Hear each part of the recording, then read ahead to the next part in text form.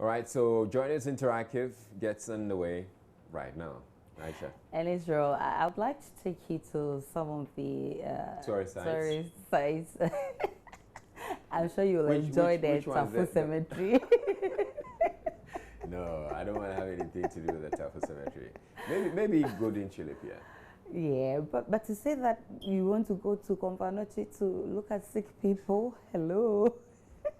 All right, That's so no wing for you. you know how to join the conversation is on facebook.com/joynewsOnTV. On Twitter is on Joy News on TV. But we begin on a bad note this evening because the news that most of you dread is here.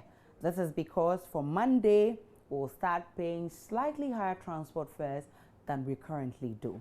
Even though the GPRTU has said the increment will be effective on Monday, this news is definitely not welcoming. But hey, brace yourselves for it because it's here with us. So how do you feel about this upcoming increment and what will you be expecting come Monday?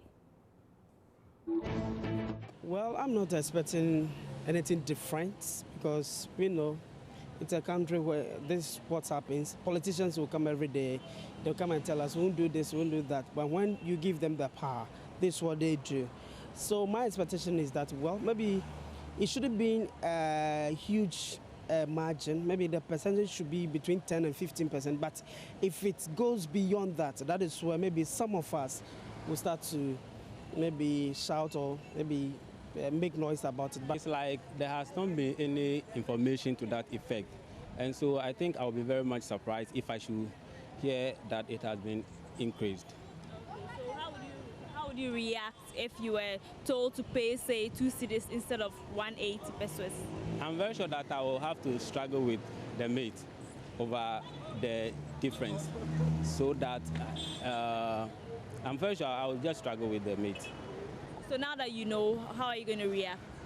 Okay, I think if information comes across early, then we can all embrace it and just pay the difference anytime we come across it. For any increase, one will be apprehensive because transportation is a huge part of our budgets. And so I'm waiting to see the quantum of increase. I'm hoping that the drivers and the mates would, liaise with the GPRTU so that they will come up with the appropriate fares so that they're going to announce it for everyone to know to curb the misunderstandings that we experience in cars and trotros as well. So that's what I'll be expecting from the GPRTU. They should be fast and quick in doing that to prevent any misunderstandings. Expectation is that there should be fairness and there should be the right system should be put in place so that some drivers will not charge more than the amount they should charge. And also it's like traveling has to do with distances. So when GPRTU is charging an increase of fares, they should take into account the distance too.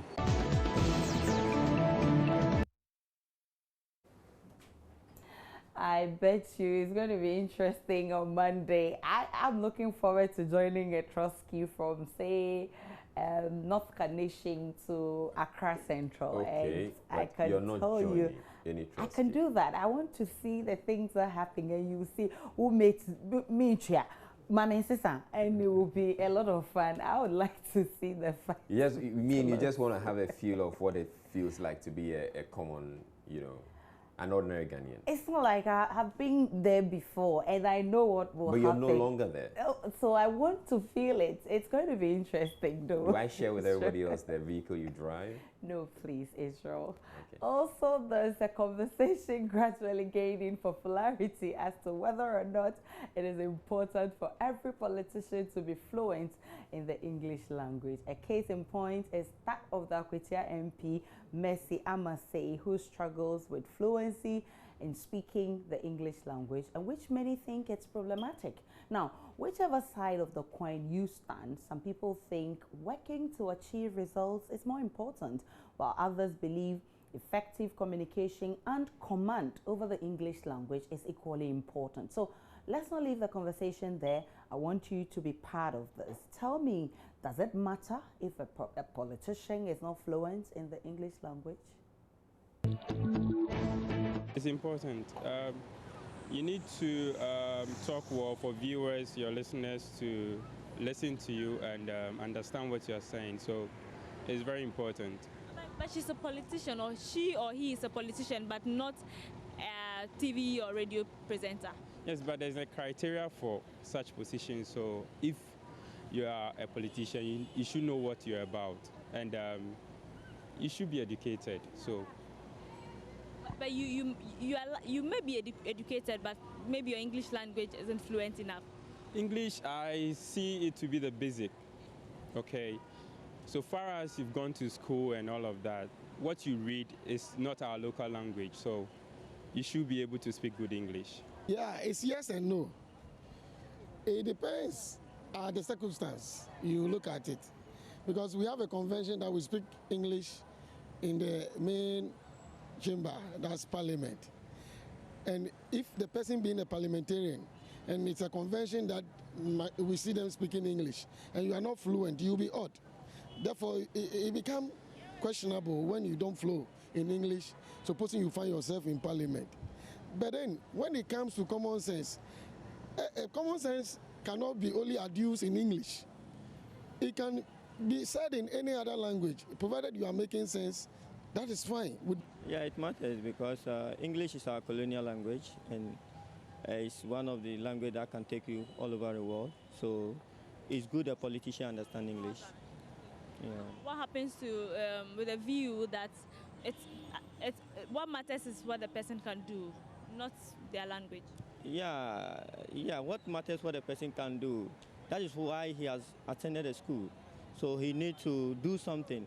And out of what you are doing, you need to express yourself, either in the English language or in your local dialect.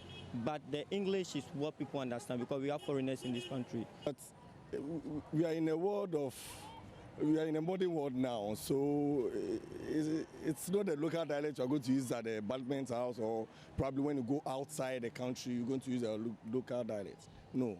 So it's much more better if our leaders are able to speak fluent English. Yeah.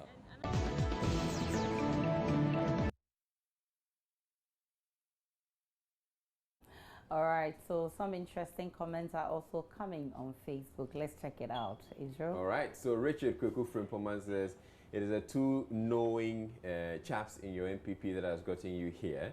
An MP reading the way you did and speaking the way you did won't make any serious contributions both on the floor and even at the committee level. Like you promised to flow in April, I pray to see that. It tells then that you don't throw a stone when your house is built with glasses. And as Sansu says, please, is assembly member, is she assembly member or parliamentarian?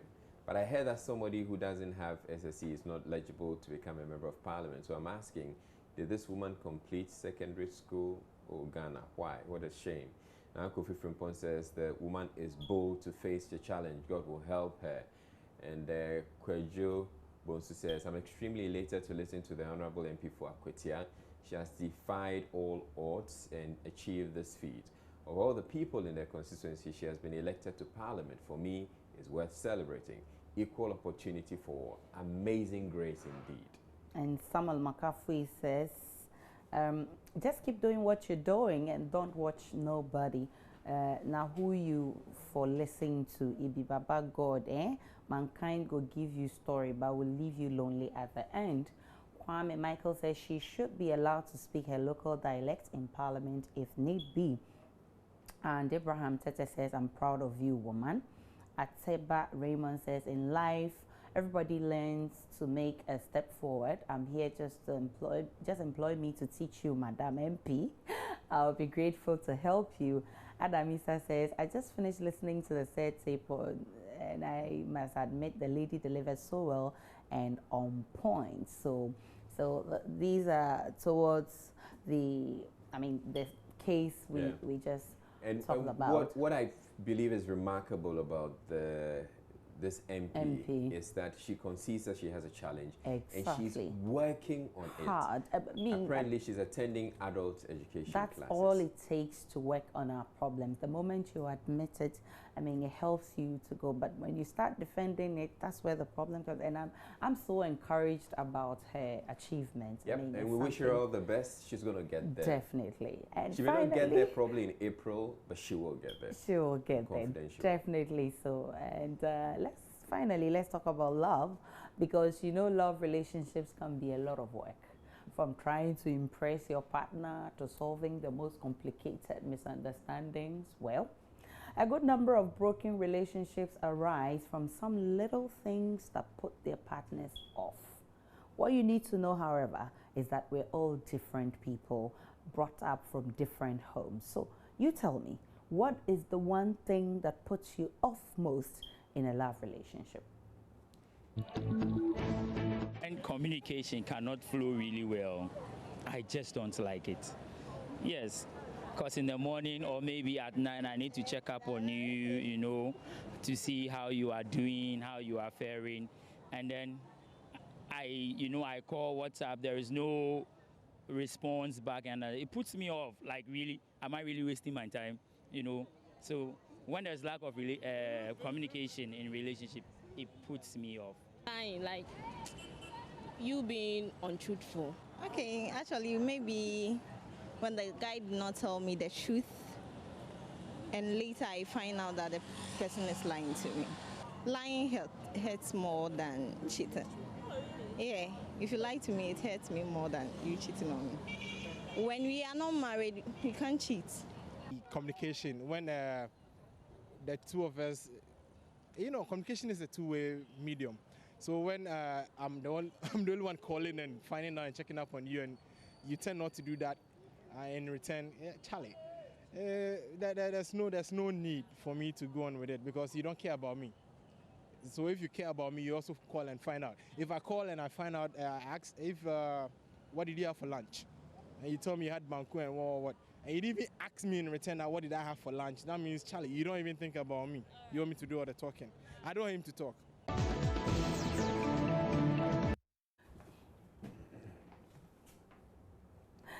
So it's amazing sometimes how it works, but definitely a lot of little things hurt us when we're in a relationship. I mean, for instance, if you call me and I don't pick, or you call me severally, I don't pick, you may be wondering why I'm not picking your call. But if you call Louisa so many times, she doesn't pick it, she doesn't return your call, I'm sure you'll be pissed off.